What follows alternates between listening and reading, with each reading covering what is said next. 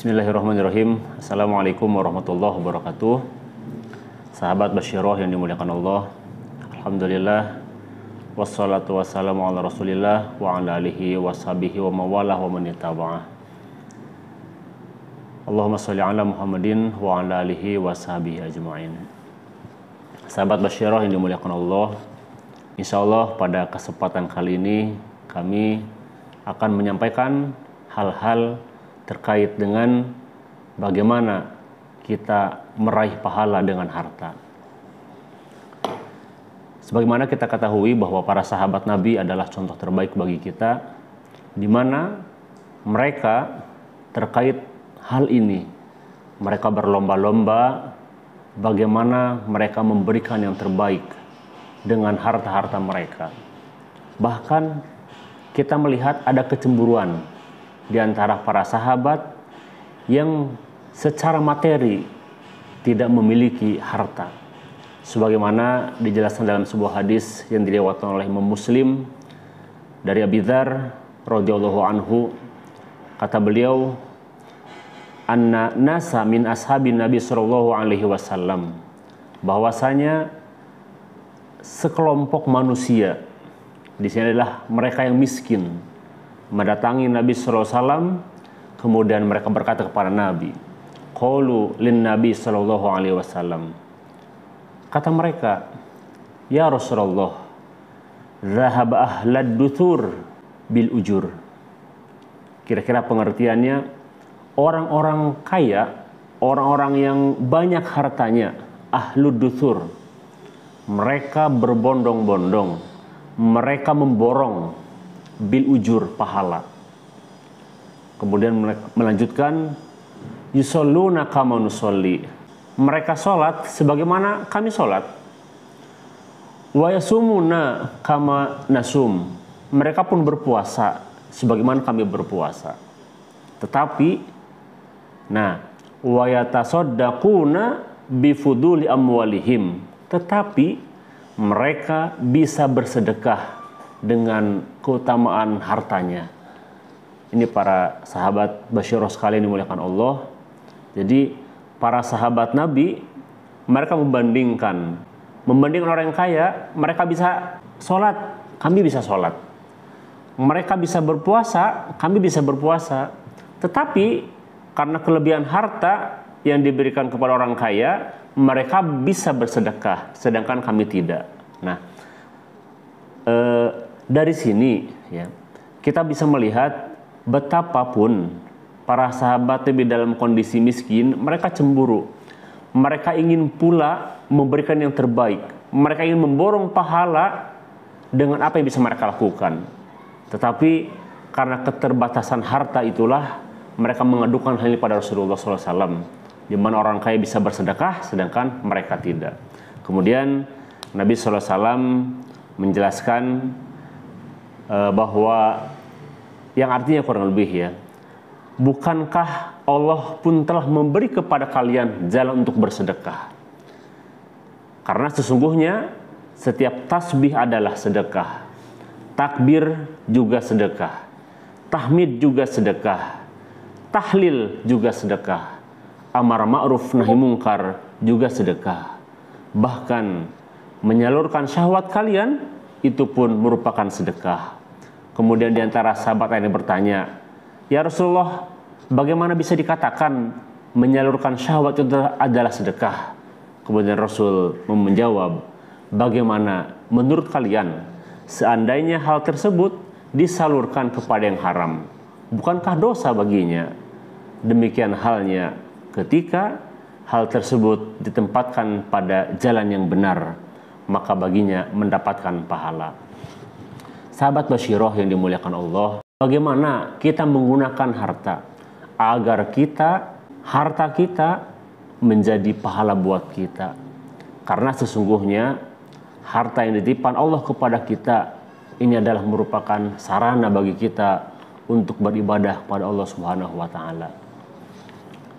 Bagi sahabat-sahabat Basyiroh yang memiliki kelebihan harta, maka tentu saja dengan mengeluarkan harta itu, baik dengan zakat, dengan sedekah, dengan infak, wakaf, dan lain sebagainya. Ini adalah jalan yang memang dicontohkan oleh Rasulullah SAW agar kita dapat meraih pahala. Tetapi tentu saja bagi yang tidak memiliki harta, ya, tidak perlu kita berkecil hati, karena Rasulullah SAW pun memberikan solusi dengan jalan-jalan yang tadi, dengan sedekah, dengan tahmid, tahlil, takbir, amar ma'ruf nahi mungkar, dan lain sebagainya. Itu pun merupakan sedekah.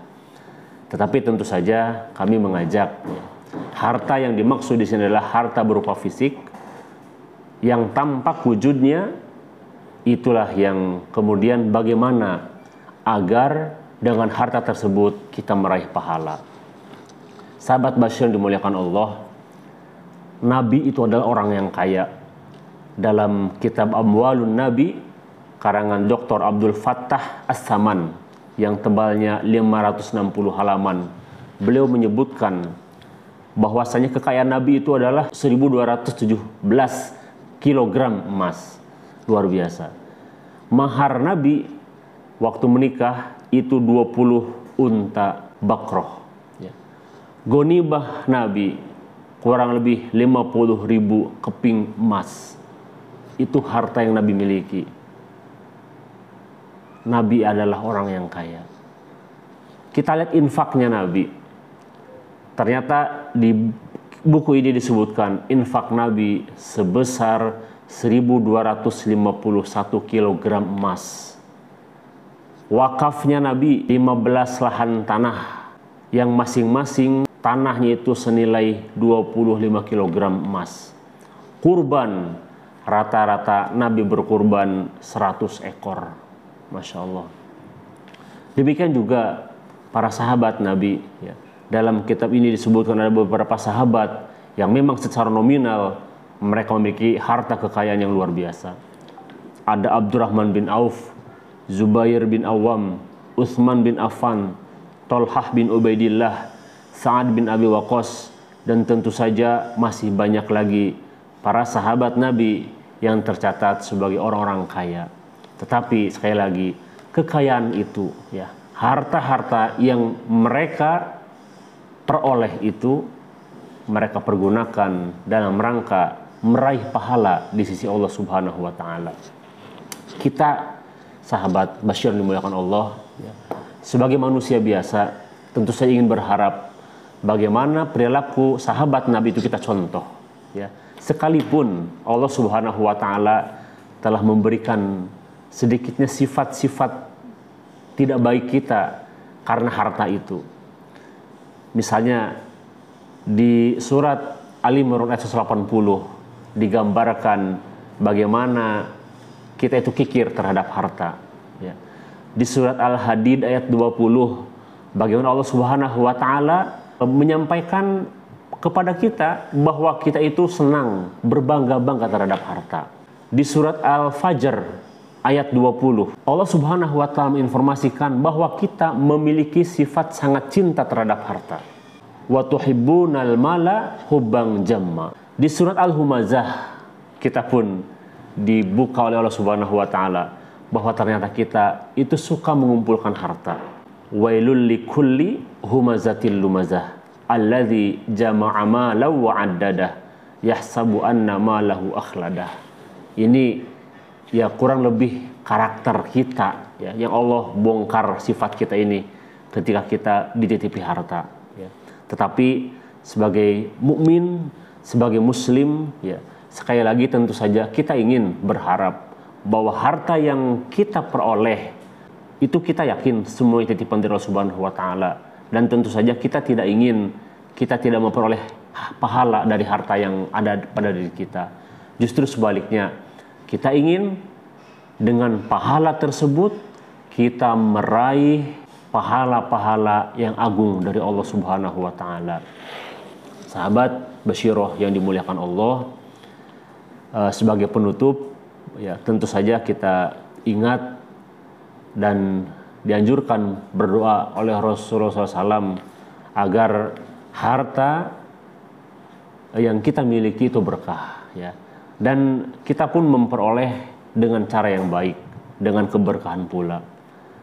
Di antara doa yang diajarkan Nabi adalah Allahumma aslih li dini wa wasi' li fi dari wa barik li fi rizqi. Ya Allah, perbaikilah untukku agamaku dan luaskanlah untukku tempat tinggalku dan berkahilah untukku dalam hal rizki. Demikian pula ada doa yang lain, Allahumma inni as'aluka ilman nafi'an wa rizqan thayyiban wa amalan mutaqabbalan. Ya Allah, sesungguhnya aku memohon kepadamu ilmu yang bermanfaat, wa rizqan thayyiban, dan rezeki yang baik, wa amalan mutaqabbalan, dan amal-amal yang diterima. Sahabat Basyir yang dimuliakan Allah, sedikit nasihat untuk kami pribadi dan juga kepada antum sekalian sahabat Basyir yang dimuliakan Allah. Semoga Allah Subhanahu wa taala mengkaruniakan kepada kita harta yang berkah, harta yang banyak, dan juga dengan harta tersebut Allah senantiasa membimbing kita agar kita menjadi orang yang bijak terhadap harta, di mana harta itu kita jadikan sebagai sarana beribadah pada Allah Subhanahu wa taala, dan tentu saja kita berharap dengan harta itu kita meraih pahala, kita memborong pahala yang besar dari Allah Subhanahu wa taala. Demikian, afa minkum, assalamualaikum warahmatullahi wabarakatuh.